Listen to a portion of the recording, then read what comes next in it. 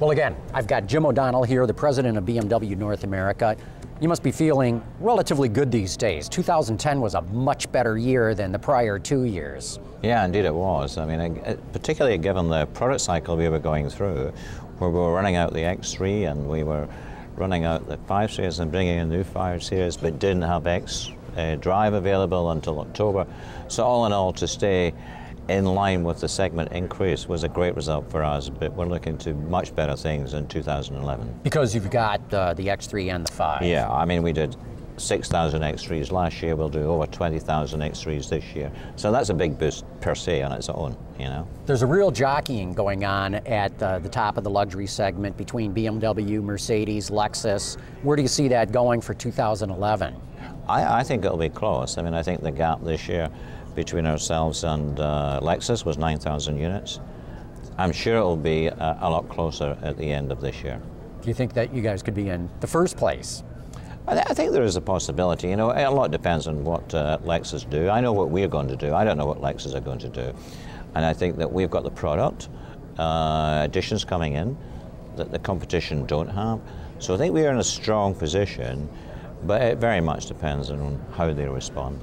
So much of what's being discussed in Washington right now has to do with electric cars. President Obama came out in the State of the Union address 2 nights ago, said he wanted to see 1 million electric cars on the road in 4 more years' time, but BMW has done a terrific job with diesels, clean diesels. What's your outlook, if any, as to the possibility of diesels really catching on in the American market? Oh, I think diesels will catch on in the American market. I mean, we brought the X5 diesel and the 335 diesel into the American market as an experiment to test the water. We weren't quite sure. We didn't really put a lot of marketing funds behind them, but I think they have exceeded our expectations by far. Last year, the X5 was up 70%. The 335 diesel was up 130% from their first year. So I think that we are now sitting down with some of our product planners from Munich next week to decide exactly what our strategy is going forward. But I can assure you there'll be more diesels coming into the US. And can you give us any sort of projections where you think it might end up with in terms of mix or anything like that, at least as it involves BMW? Well, you know, I'm personally, being European, I'm very biased, pro-diesel. And I think it's conceivable that in 10 years' time, that BMW could be selling half its mix in diesel. 50% diesel? Yeah, I really think we could. And so hybrids, electric cars, how do you think that's all going to shake out? Well, I mean, I look at the history of hybrids and, you know, we're still, after 15 years, running around 3% of the market. I don't see what's really going to significantly shift that in the foreseeable future. And there's only one really successful hybrid, and that's the Prius, and hats off to Toyota for doing a great job on that. I see it growing because, you know, what is a hybrid, you know, in the future? You know, if you've got stop-start technology, is it a hybrid? So I think there'll be all sorts of variations, but it will grow, but not hugely. And I don't think it has the potential to grow because it's still an expensive technology. And it's the same with electric. I think electric vehicles are very much a niche. They could only be sold in major cities. There's no point living in the country and having an electric car. I think Mr. Obama's projections for electric cars are optimistic, to say the least. I think that, you know, he won't achieve that with a $7,500 grant or tax credit or whatever. So I think there's a lot of hype about electric cars. I think we need to get our feet back on the ground and realize they're very expensive, that the consumer is not really putting his hand up at the moment and saying, I want them. Of course there'll be the early adopters.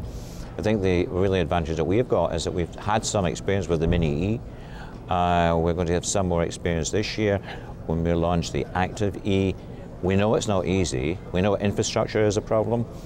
I think the numbers that Nissan will do will be a very good indicator for us when we bring out our megacity, which is specifically a dedicated all-electric car in 2013. We'll have an indication from how Nissan gets on as how we will do. But really our expectations are not huge because the consumers are really tightening their purses and they're not sure that they want to pay that for a car that goes 100 miles.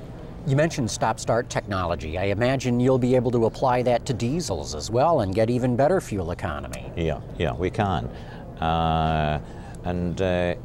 we started it off in the US, and it's been fairly well received. I mean, it's particularly good if you have it on an M car, because there they're burning a lot of fuel, particularly in the city. So if you have the start technology, you can save up to 20%.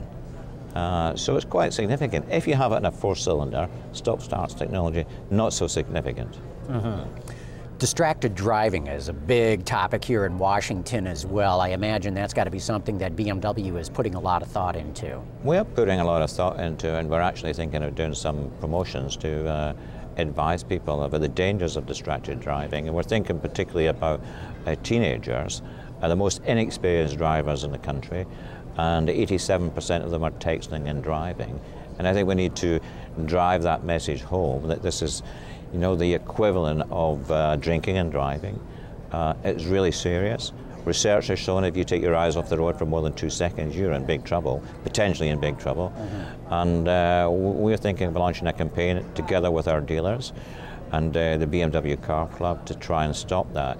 We're confident that the stuff that we're putting in, the electronics that we're putting into the cars, do not result in distracted driving. But you know, it's a very serious subject that we need to discuss with government. Well, talking about promotions and the like, let's change topics somewhat in that regard, in that it seems to me everybody is getting into the Super Bowl this year. Is BMW going to be advertising in the Super Bowl? Well, we are, you know, and if you want to reach a big audience at one go, I think it's a great opportunity.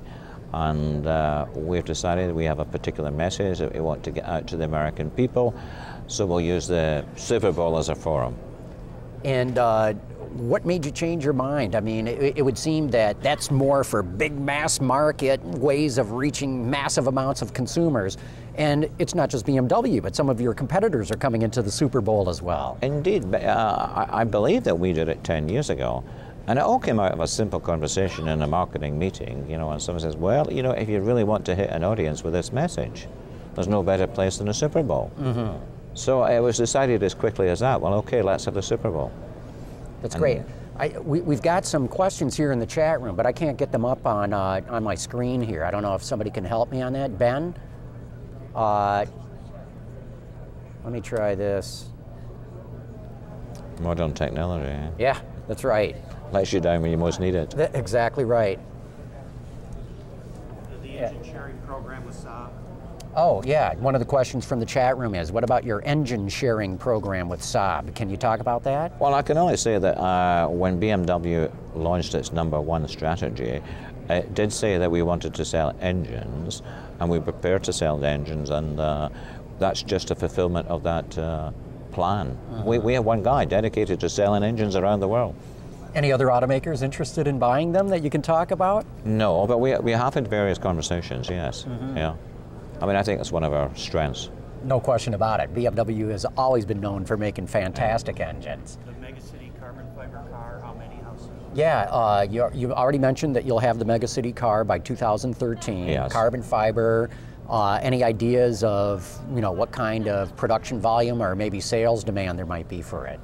I'm really struggling. As I hinted earlier on, I'm interested to see what Nissan do to build on that. It will be a few thousand. It won't be tens of thousands. Below 10, I would imagine. I would like to think above 2. But you know, it's in that sort of range. Yeah. I'm not sure. Who knows, right? Yeah. How are you going to analyze the sales of the Nissan Leaf? Because as you know, early on, all the early intenders, all the early adopters are going to want to see this. So it's going to be sold out for sure for several years, I would imagine. No, I don't believe that. You don't believe that? No kidding. No, I really don't believe that. I think that it's a marketing hype. I think that when it comes down to the crunch, and those people who have said they intend doing it won't do it. They'll take fright. They'll take fright at the cost, they'll take fright at the range.